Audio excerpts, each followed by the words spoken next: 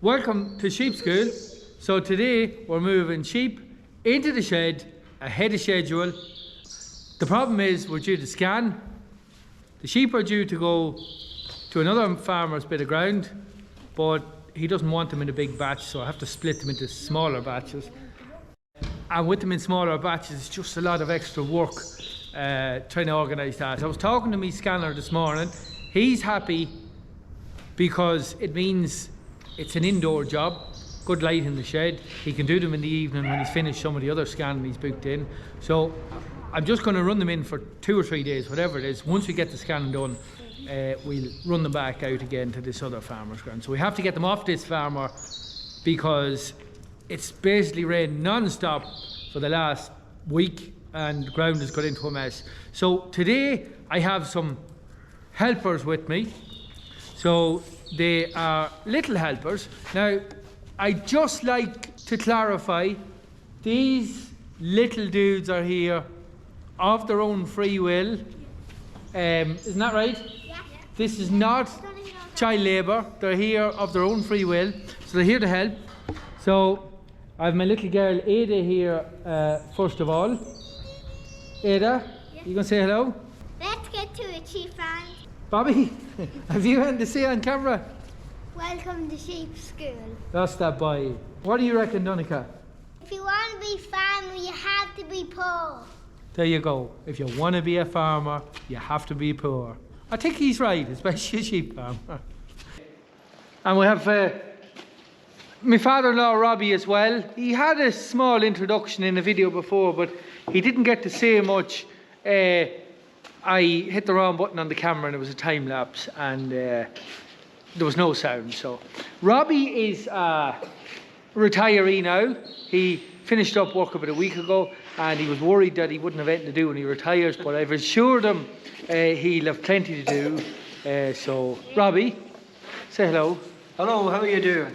Right, we'll get to it. We're going to hit the road. We're not going far. We're just going to walk down here and get these sheep gathered up. The professionals tell me never work with animals and children. Now, I have, between dogs and sheep and children, I don't know how this is going to go, but sure, we'll see how it goes. We have a pensioner on board as well, so we'll see how the job goes. It's time for a move. It's getting into a mess, so the farmer's on the phone, so time to get them off. So the plan is get them up into my shed. Now I could run them across the field. I could run them across the field into my own bit, but the plan is keep that for lambing time. I just need to have that grass at lambing time because the sheep and lambs go straight out and I need to have a bit of cover for them. Away! Away! Where you go? Away! Great to have a staff team like this now. It's pretty windy today. I have my new mic on the go and I'm not sure if the sound quality is going to be good. Come by! Come by, Pops! Come by! So these ewes are about 75 days post turnout, and the tupping was pretty compact, so I'm reasonably happy that it should be okay. The scanner should be able to pick up the numbers.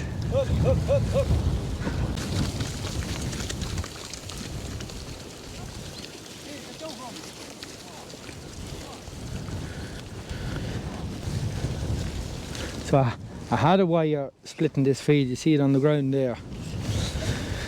And there's the line of posts. There. There's another one. And so I had it split. You see where they were on it. And it's pretty tricky to keep them split the fields. What happens is if it's a boundary, if you're fencing with the electric fence on a boundary, it's no problem. But when you're fencing, trying to split a field, what happens is they just make a race through it. One of them put their head under it and they're gone, and once one gets through, they're all gone. It's a mess. So there's one thing that probably will hold them. I've never really used it, is the electric netting. I just It's bulky. It's not that easy to put up, so I've never really used it. I haven't really split fields that much, but when the weather's like this, it has its advantages because you can run them on. You can see here we've a lot of standing water. Like it has rained a lot. You can see down there over the Children's puddle, so we have had a lot of rain in the last week, so it makes this game of grazing trickier, definitely trickier. You have to be on the ball, ready to move, but look, it's the price you pay for extra grass. Right, so we've two little boys standing here ready to stop them going that direction. We have a batch of sheep here. They're not going to be hard got out. Look at the mess this is in. It's saturated, we'd say. So they are ready to go. We have Grandad and Ada are heading the other direction. So just going to call them out and hopefully they'll follow me. Come on, come on, come on, come on, come on, come on, come on, come on, come on, come on, come on, come on. No major trouble. No major trouble to get them out now. They're ready for a move. So yeah, we'll get them up home. They are pretty happy to get out of there. You stand in there, Gap. One of you stand there. Come on. Come on. Doing a great job there now. Come on. Come on. Come on. Come on. Come on. Come on.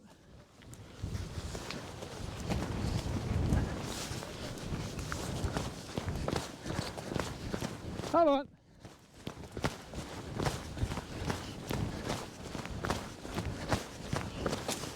They know where they're going. I'm pretty happy to get in. It's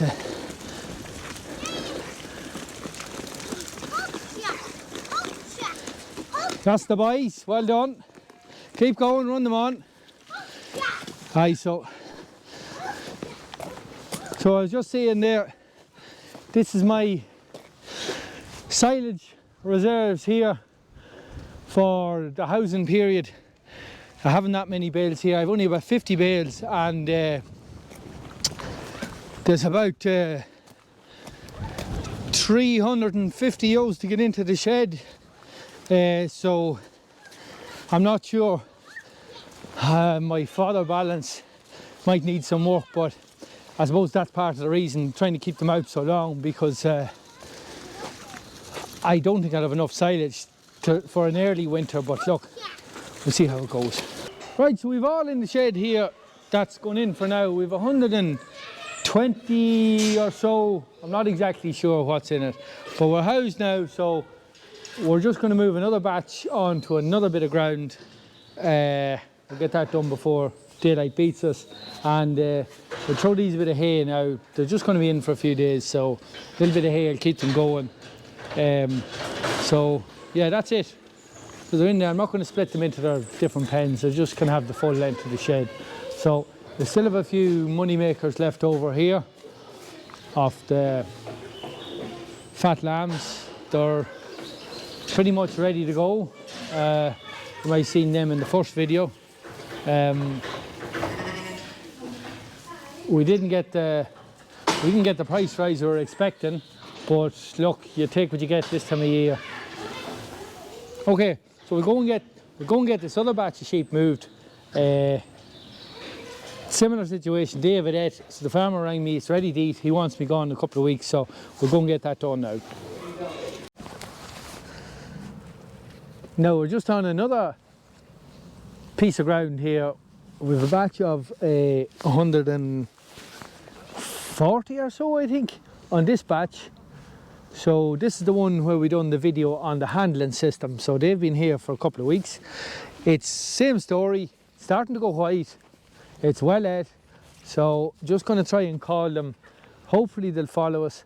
They're going, and it's a nice little journey now, but we're going to walk them up to it. It's the hill in that distance over there. It's about half a mile away, I suppose. So we're just going to walk them up to it here. With the little helpers here in the background, it's a fair walk for them, but they'll burn off some of this chocolate, Christmas chocolate. So I'm just going to call them here and see, hopefully they'll follow me. They kind of know that when you call them, it's time for fresh grass, so hopefully they'll follow me down the hill here, and we're going through this gap over here, so we'll see how it goes. Hold on, hold on, hold on. So they're just starting to move here now. The calling is working, I think. So these little dudes over here along the hedge are raring to go, so hopefully the sheep will come out and they can follow them on up. So we have lift off here, they're starting to come. So the dog is just kind of hampering things here. Come by, Pops, come by, come by, come by, come by. Yeah, we're ready to roll. So I have my old Land Cruiser here. I'm just going to go on in front of them here, save me little legs.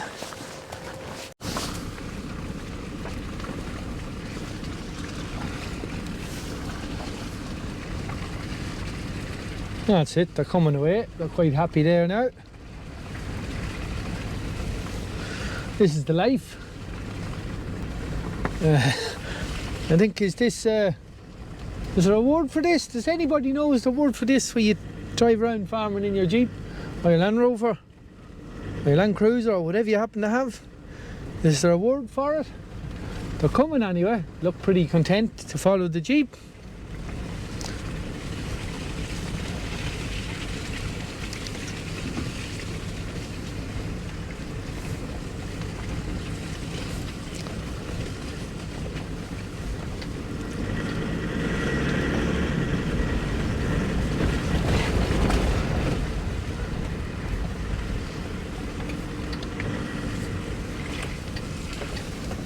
That's an old machine there.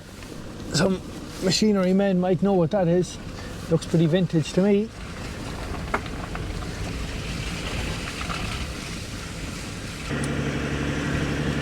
This really is the life of luxury now, this farming.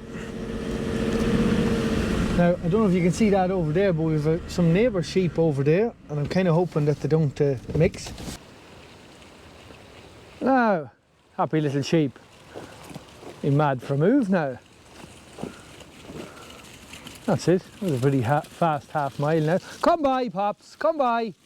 Good dog. Come by.